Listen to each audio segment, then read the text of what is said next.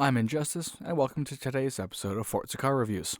This episode is about hypercars, and I'll be driving the 2013 Lamborghini Veneno.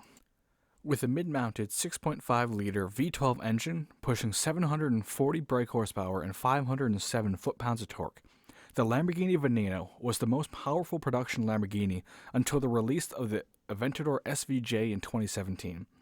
Its 7-speed transmission gives the Veneno a top speed of 221 miles per hour or 355 kilometers an hour, and the 3,197-pound, 1,450 kilo chassis sticks to the ground with help from its 255mm front and 355mm rear tires.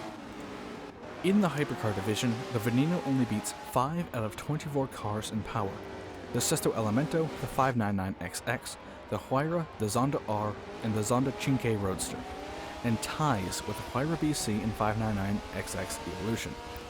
However, the Veneno is one of only 5 all-wheel drive cars in the division. For the whole division of hypercars, they favor high-speed corners over low-speed corners. Most cars in the division are rear-wheel drive with over 800 horsepower, and putting the power down effectively out of a slow corner is difficult. The Koenigsegg, Bugattis, and P1s favor long straights over any turns, although the Agera and 1-1 do stay stable through high-speed corners.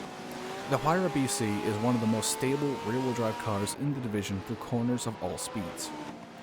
One thing to note, the Regera controls very differently to the rest of the division. Despite a power output of nearly 1,800 horsepower, the fixed gear ratio offers an interesting feel.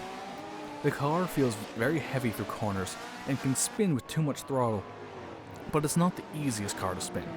The Senna and Vulcan are more likely to kick out mid-corner with poor throttle control, as is the Zonda R, despite these cars producing very high levels of downforce at speeds. Now for my opinions on the hypercar division. Short answer, I like them. Long answer, as far as street legal cars go, most hypercars handle extremely well with some practice. Some cars, like the Bugattis, Koenigsegg, and the Hennessy Venom GT, were engineered for straight-line speed, so their handling is subpar for the division. Opinions specifically for the Veneno are relatively the same. The Veneno is one of my favorite cars to drive. Sure, it's not the fastest car around a track, but it's one of the easiest to drive, and one of the most consistent at placing good lap times.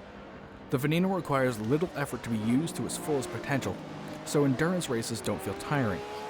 After being driven around for a few hundred miles, the Veneno has become my go-to car for casual drives, as well as high-intensity racing. And that's all I have for today. Remember to like and subscribe, and enjoy the race.